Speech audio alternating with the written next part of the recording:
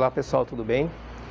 Hoje nós vamos fazer um reparo na mangueira, essa mangueira de jardim, olha, é uma mangueira corrugada, que ela infla conforme ela recebe água.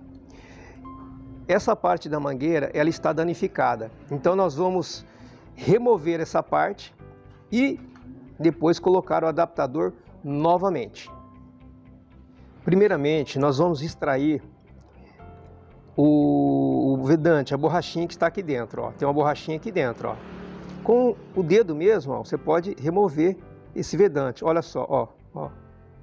Remove esse vedante.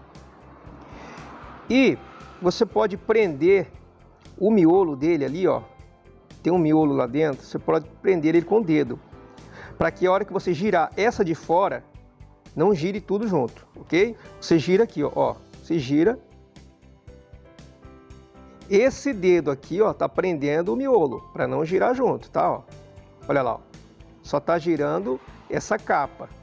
E o seu dedo prendeu essa parte aqui, ó, para não girar junto, ok? Ó, já sacou aqui? Agora nós vamos remover essa peça aqui, ó, que é uma trava intermediária.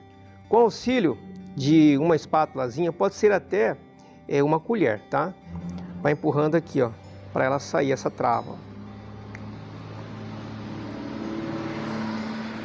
ó, vai empurrando a trava.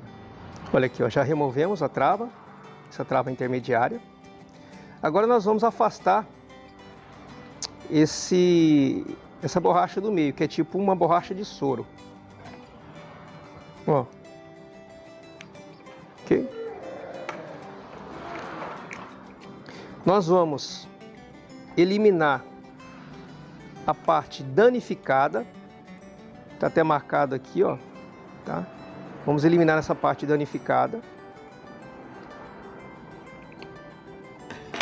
E vamos colocar de volta agora. Não esqueça que essa trava aqui, ó, ela tem que estar aqui, tá? Não tira ela não.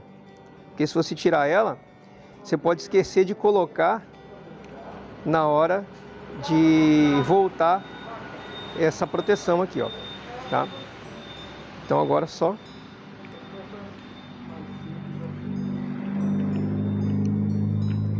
colocar aqui de volta a borracha de soro.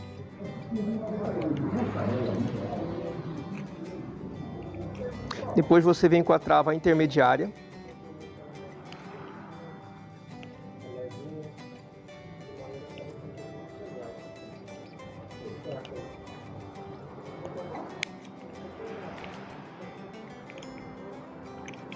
E por fim, a capa roscável.